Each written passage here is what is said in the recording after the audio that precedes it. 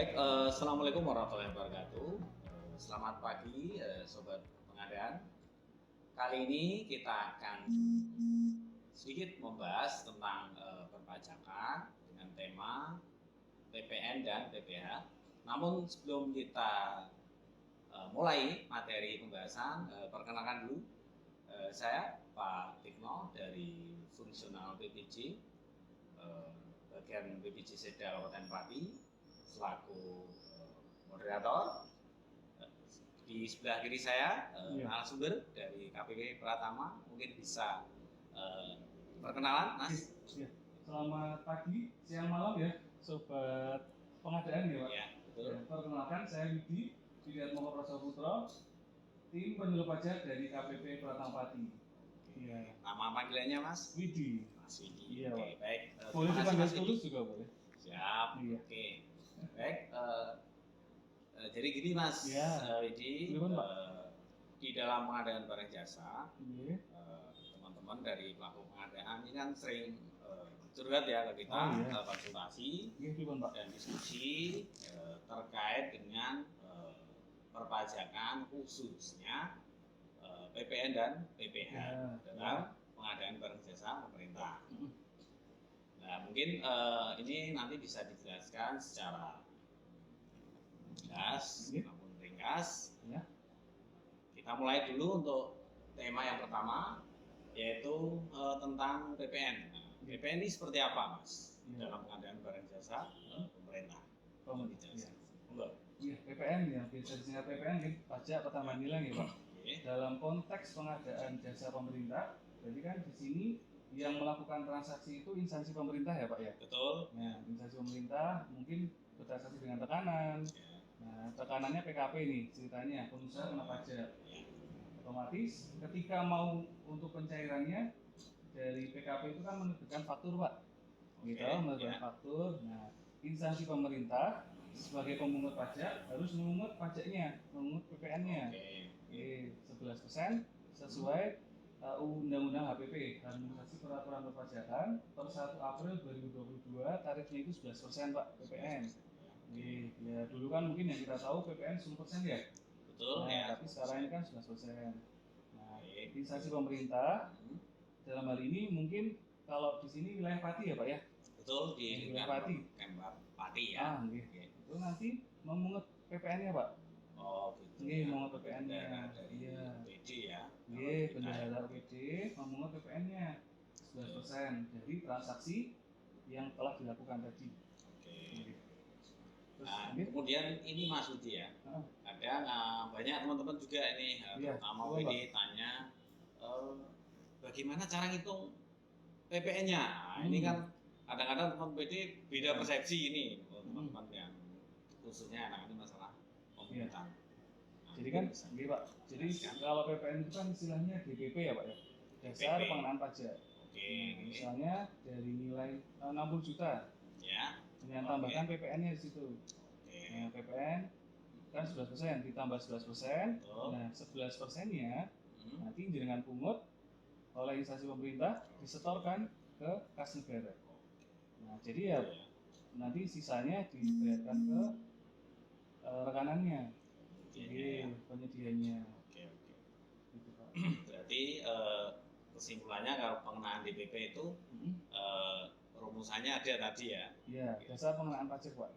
Tinggal dikalikan aja 11%, ditambahkan nilai itu ketemu PPN-nya. Oh iya, untuk setorannya ada jangka waktunya, Pak. Oh iya itu.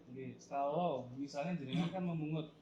Betul ya. Kalau menggunakan mekanisme LS itu kan langsung dari KPPN ya, Pak ya. Atau kalau di daerah BPKAD. Ya. Itu kan kalau LS pakai hari itu juga setorannya. Kalau pakai UP, uang persediaan, itu dapat setorkan maksimal 7 hari sejak tanggal pembayaran. Tanggal memungut pajaknya juga.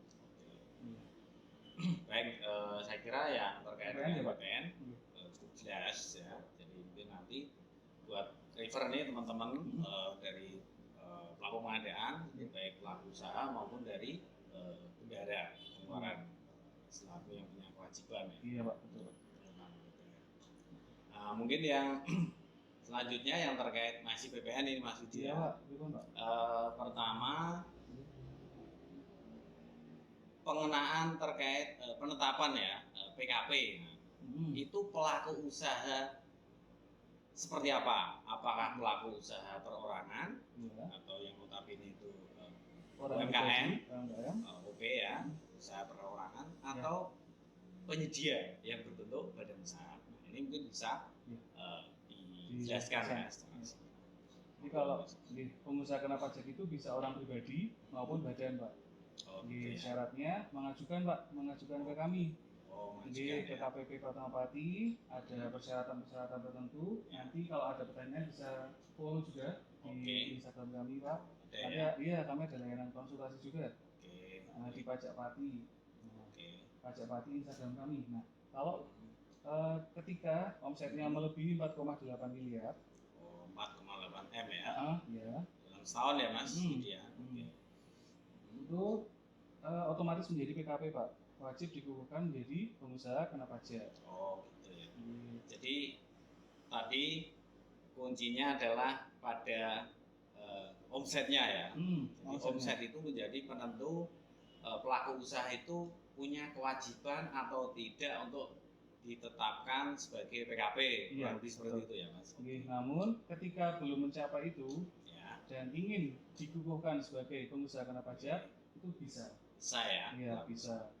Kan kadangkala meskipun omsetnya masih kecil, ketika akan bertransaksi dengan instansi pemerintah kan harus menunjukkan faktur ya. Iya, betul. Satu-satunya cara ya harus dikukuhkan dulu menjadi pengusaha kena pajak. Oke Mas, baik. Saya kira untuk terkait dengan pelaku usaha seperti apa tadi sudah dijelaskan terkait omsetnya dan kriterianya tadi. Dan mungkin yang terkait hal berikutnya ini Mas, masih PPN juga ini. Iya, Pak. Kriteria apa PPN yang mungkin tidak dipungut itu seperti apa? Oh iya Pak. Yang dipungut seperti apa? Yang tidak dipungut oleh bendahara ya Pak. Betul ya. Yang pertama, ketika nilainya maksimal 2 juta Pak, dasar pengenaan pajaknya. Paling banyak DPP 2 juta itu tidak dipungut oleh pemerintah, tidak dipungut oleh instansi pemerintah. Terus ada juga misalnya transaksi melalui sistem informasi pengadaan. Seperti kita kayak marketplace itu ya. Iya, marketplace. Katalog lokal itu tadi ya Mas. Iya. Kalau di PMK Pati ya. Iya. Sekarang kan ada PMK 58 tahun 2020 ya. PMK 58 itu diatur tentang pihak lain Pak. Pihak lain ya. Yang marketplace itu. Oh ya. Contohnya yang Sipla itu kan Pak. Iya betul ya. Ketika dengan bertransaksi dengan rekanan tapi lewat Sipla, nanti yang memungut adalah pihak lain itu. Pihak lain ya? Iya. Bukan dari OPD ya? Bukan lagi dari OPD. Oke. Berarti itu terkait Sipla. Kalau di kita ini kan aplikasinya katalog lokal ya Mas? Jadi perlakuannya sama kurang lebih seperti itu. Nanti menyesuaikan aja tergantung di daerahnya. Oke, baik. Ini mungkin jadi informasi juga teman-teman pelaku usaha dan bendahara. Iya Pak. Pemungut dari OPD.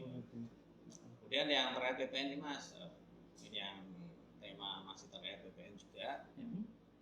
Masalah untuk jenis pengadaan yang biru perjalanan. Oh iya. Itu kan ketentuannya banyak teman-teman ini yang tanya ya, bagaimana perlakuannya nanti biar lebih jelas. Mungkin bisa dijelaskan Mas Budi. Iya Pak. Tentang biru perjalanan. Itu diatur di PMK 71 tahun 2022. Oh, terbaru ya? Iya, terbaru. Intinya sih kalau dari tarifnya kan tetap 11% Pak. Tapi nanti dikali lagi dengan 10%. 10% dari DPP terus dikalikan 11%. Nanti ketemulah PPN-nya untuk perjalanan wisata. Oke. Saya kira itu cukup jelas ya. Nanti menjadi refer teman-teman pelaku pengadaan baik itu bendahara OPD maupun dari penyedia atau pelaku usaha. Baik, sekarang kita geser nih Mas, injak ke tema yang terkait dengan pajak penghasilan PPh. Ini juga kita masih pada range-nya pengadaan barang jasa pemerintah. Mungkin Mas Yudi bisa menjelaskan secara singkat bagaimana.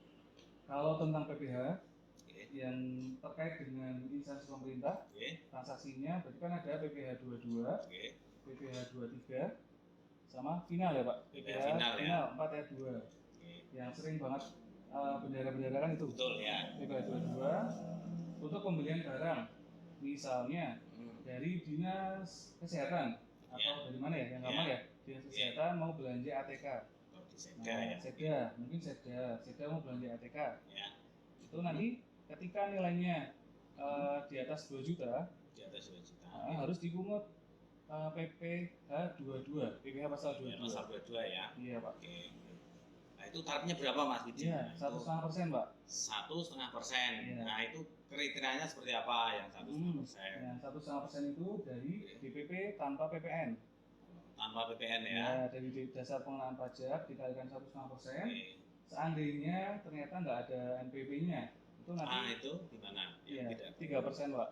3% ya? Iya, tarifnya 3%. Berarti lebih tinggi ya Mas ya? Iya, itu salah satu manfaat ada NPP itu Pak. Salah satunya.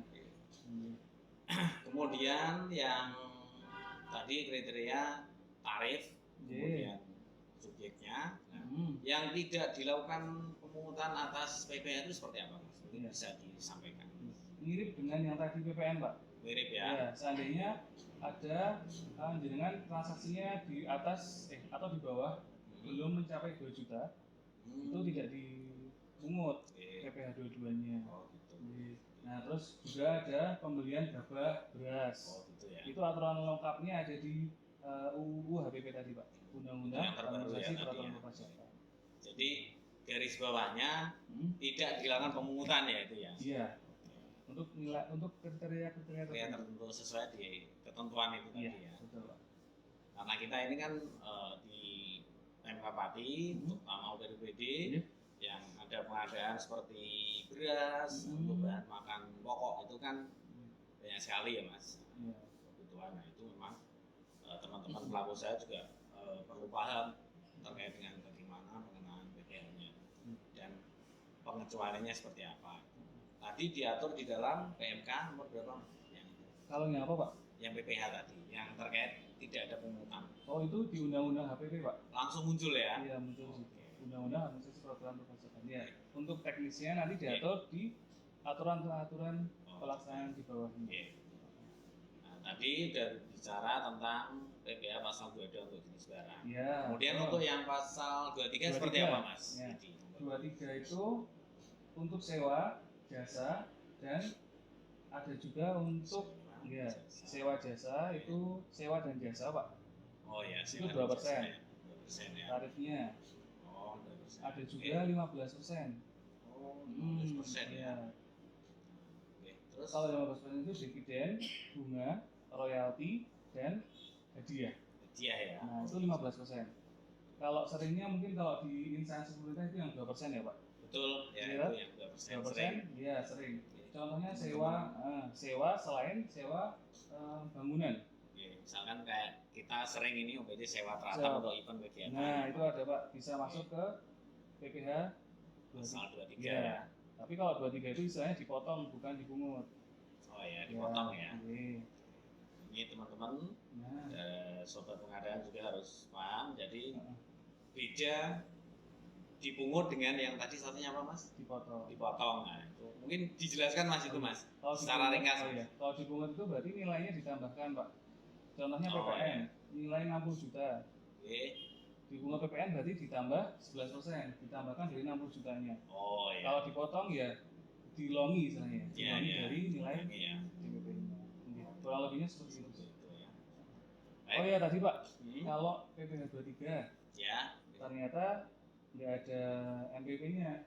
Itu sama kayak yang tadi 22. Lakuannya ya. Iya, 4% jadinya. Jadi lebih tinggi ya tarifnya ya. Kalau untuk sewa yang kemudian tadi udah bicara pasal 22, pasal 23, sekarang PPh final Mas. Nah ini Mas, gimana Mas? PPh final.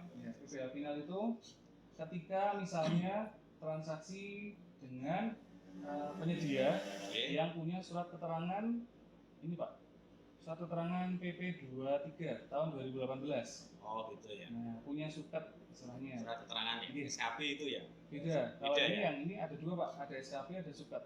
Oh ya. Kalau untuk suketnya ya berarti nanti dipotongnya 0,5% Pak, sesuai aturan PP 23 tahun 2018.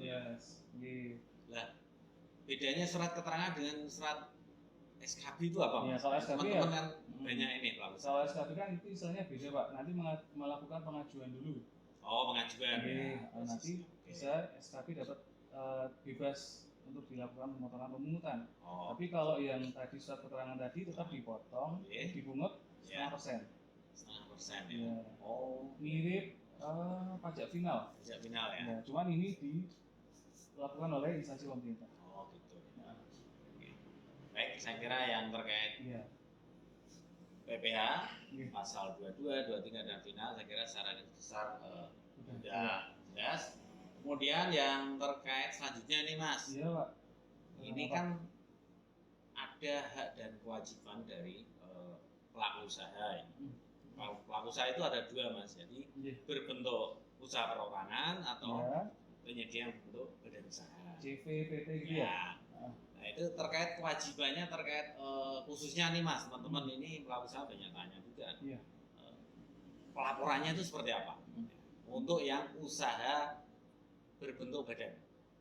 Ya. Nah, kalau untuk PKP Pak, misalkan tadi sudah disampaikan kalau pengusaha kena pajak itu bisa menerbitkan faktur. Nah, kewajibannya ada satu tambahan, lapor bulanan. Laporan bulanan ya. SPT masa PPN itu bulanan, paling lambat akhir bulan berikutnya. Kalau bukan PKP ya tidak perlu itu. Hanya nanti lapor tahunan aja Pak. Cukup laporan tahunan ya. SPT tahunan aja. SPT tahunan.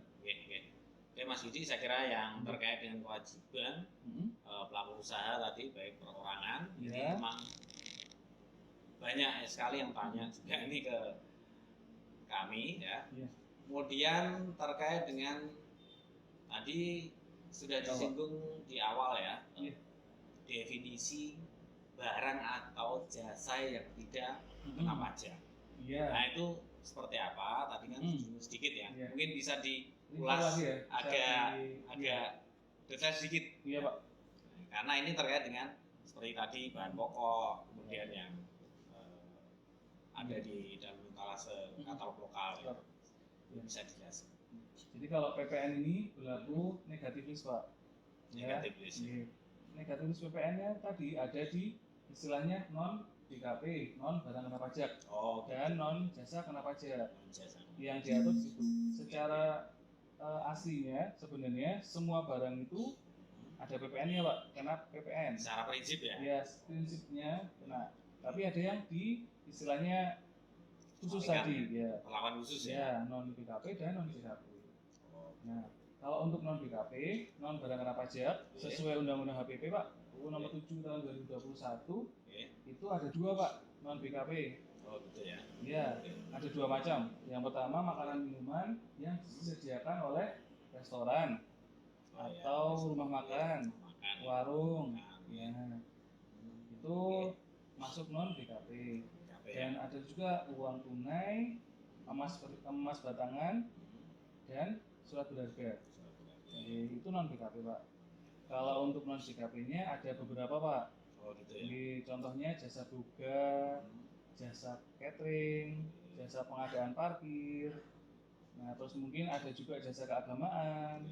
Nah, itu ada ketentuan-ketentuan itu. Yang diatur ya. Iya. Mungkin dari materi tadi saya kira Mas Widi penjelasannya sudah cukup jelas ya. Nah, nanti gini Mas Widi, jadi mungkin teman-teman dari pelaku pengadaan nanti bisa disampaikan kalau ada yang mau konsul terkait dengan perpajakan ini kemana ini Mas harus konsul ya? Jadi kami yang pertama ada media sosial Pak. Medsos ya? Iya medsos. Instagram ada, Facebook ada, Twitter juga ada, YouTube juga ada. Sama seperti dari sini juga ada Pak channel YouTube-nya. Kalau untuk Instagramnya bisa follow Pajakpati Pak. Pajakpati ya. Iya Pajakpati. Nanti di situ ada link tree-nya, ada kayak semacam link untuk masuk ke layanan-layanan yang lainnya. Ada layanan menunya ya. Betul. Ada layanan konsultasi. Kalau mungkin mau nanya tentang NPWP bisa. Mau nanya juga tentang pengusaha kena pajak bisa. terus mau laporan seperti tahunan, ternyata lupa Evin. Nah itu sering banget Pak. Oh iya betul. Nah itu kan sering banget lupa Evin tuh. Betul ya. Bisa nanya ke nomor yang ada di situ juga. Berarti media-media untuk komunikasi itu tidak harus tatap muka ya Mas, karena sudah eranya digital, jadi lebih optimal di medsosnya ya Mas. Iya Pak.